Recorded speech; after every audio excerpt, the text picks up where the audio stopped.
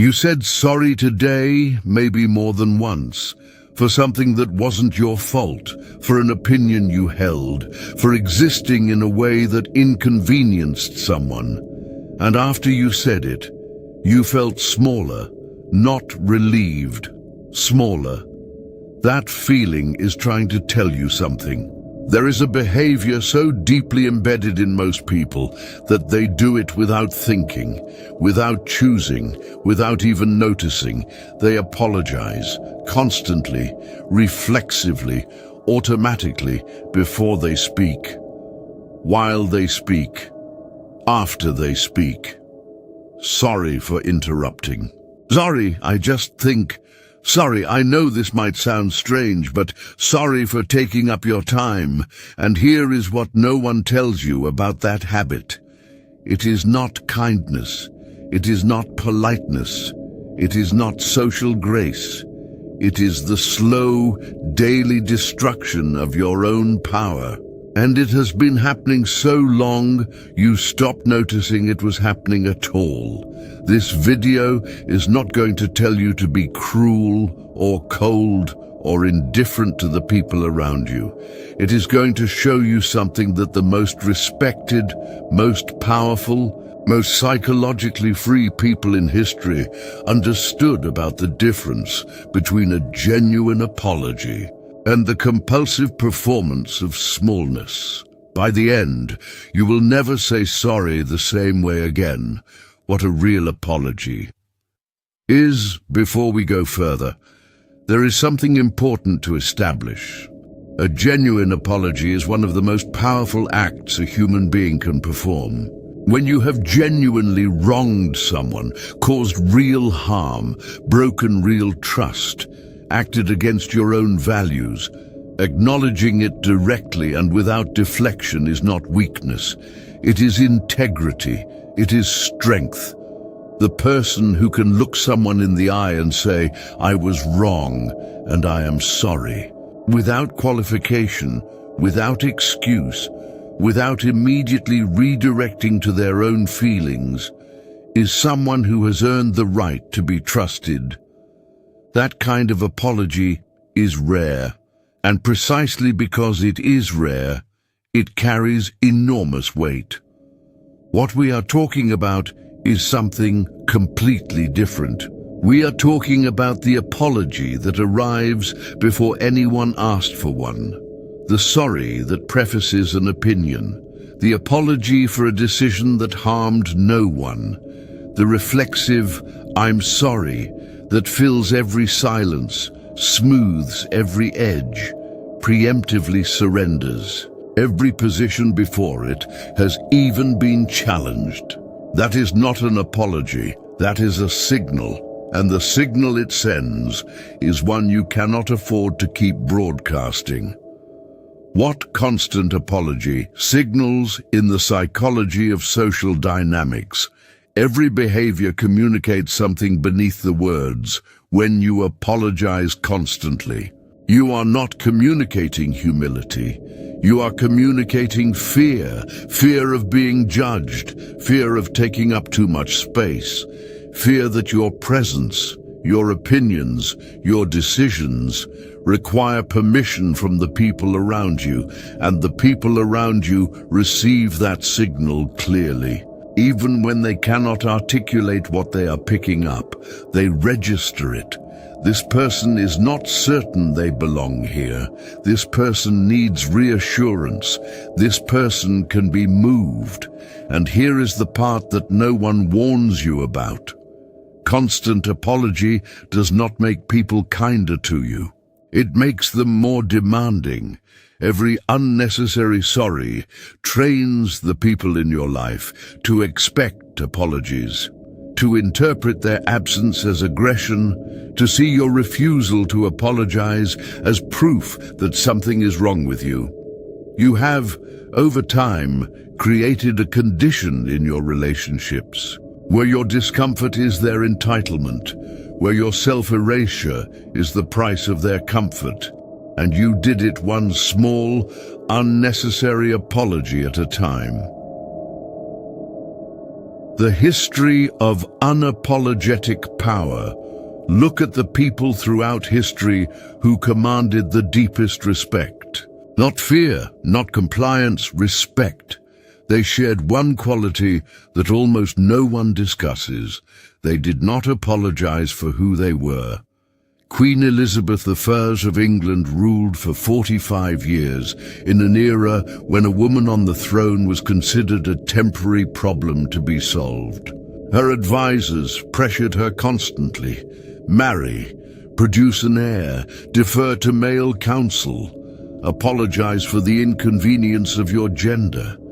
She did none of these things. She did not explain her decision not to marry. She did not justify her right to rule. She did not apologize for the discomfort her authority caused the men around her. She simply governed, and the reign that was supposed to be an embarrassing interlude became one of the most celebrated in English history, not because she was infallible, but because she never communicated doubt about her right to occupy the space she occupied. Frederick Douglass was born into slavery. He was legally property. Every system of power in his world told him that his existence required apology, that his intelligence was an anomaly to be explained, that his presence in rooms of power required justification. He refused. He walked into those rooms as if he had always belonged there.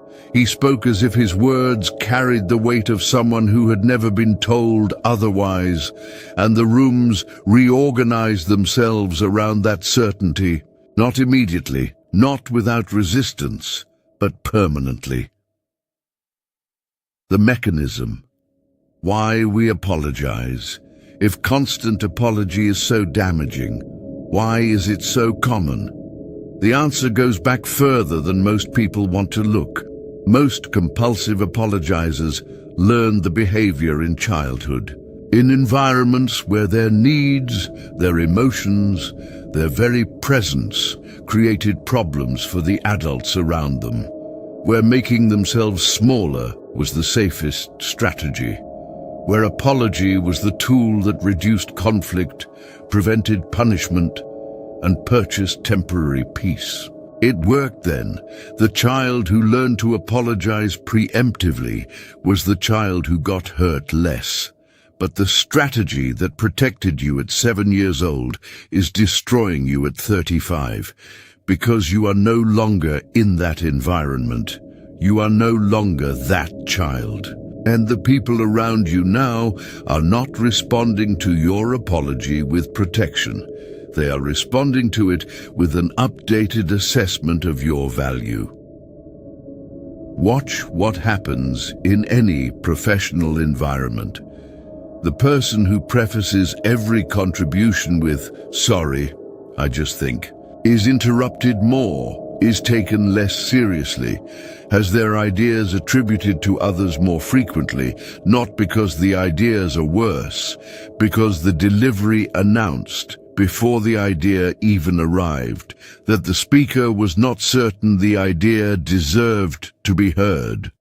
Compare this to the person who speaks without apology, who states a position directly, who sits with the silence after speaking, without rushing to fill it with qualification and retreat. That person is listened to differently, not because they are louder, because they have communicated through their behavior that what they are about to say does not require your permission to exist. The 3 apologies you must stop immediately. There are specific forms of unnecessary apology that do the most damage. Recognizing them is the first step to ending them. The preemptive apology. Sorry to bother you, but sorry, I know you're busy. Sorry for asking, but you are apologizing for a request that hasn't been made yet. You are assuming before anything has happened that your need is an imposition. Replace it with directness. I have a question. I need 5 minutes. Can we talk? No apology, no preemptive shrinking, a direct, respectful statement of what you need. The opinion apology. Sorry, I just think. Sorry, maybe I'm wrong, but sorry if this sounds strange. You are apologizing for having a perspective. You are pre-surrendering before anyone has challenged you. Replace it with ownership, I think. My view is, I disagree. 2 words, no apology. Complete sentence, the existence apology. This is the most damaging of all. It is the apology that arrives when nothing has gone wrong, when you simply exist in a way that takes up space, when you laugh too loudly, when you need something, when you feel something, when you simply are, in a way that might conceivably inconvenience someone else. There is no replacement for this apology. There is only stopping it completely. What to do instead? The goal is not to become someone who never acknowledges mistakes. The goal is to develop the discrimination to know the difference between a genuine wrong and a reflexive surrender. Ask yourself one question before every apology. Did I actually do something wrong? Not, might someone be uncomfortable? Not, could this conceivably be my fault if someone wanted it to be? Did I genuinely, actually, by my own honest assessment, do something that caused real harm to this person? If yes, apologize fully, without qualification. If no, do not apologize, not even a little, not even to smooth the social surface, not even to make the discomfort go away faster, because the discomfort that comes from not apologizing unnecessarily is the feeling of a boundary being established, and boundaries, unlike apologies, earn respect. The people who deserve your apologies. This principle is not about becoming cold. There are people in your life whose feelings matter deeply to you. People who have earned real access to your honesty, your vulnerability, your acknowledgement of failure. To those people, give genuine apologies freely. When you are wrong with them, say so. When you have caused pain, acknowledge it. When you have fallen short of who you want to be in that relationship, own it completely. But notice the difference. That apology comes from strength, from the choice to be honest with someone whose relationship you value, not from the reflex of someone who learned long ago that making themselves smaller was the only way to stay safe. There is a version of you that has spent years apologizing for things that required no apology, for opinions, for needs, for the space you naturally occupy. That version of you is exhausted, not from the living, from the constant performance of not deserving to live as fully as you do. The version of you that stops, that reserves the word sorry for the moments when it is genuinely true, is not harder, is not colder, is not less connected to the people who matter, is simply someone who has decided that their presence in the world does not require a constant apology for existing. That decision is not arrogance. It is the most basic form of self-respect there is, and it changes everything. Every room you walk into, every conversation you have, every relationship you carry. Everything. VeilMind, Decode, the hidden rules of the mind. They never taught you this in school.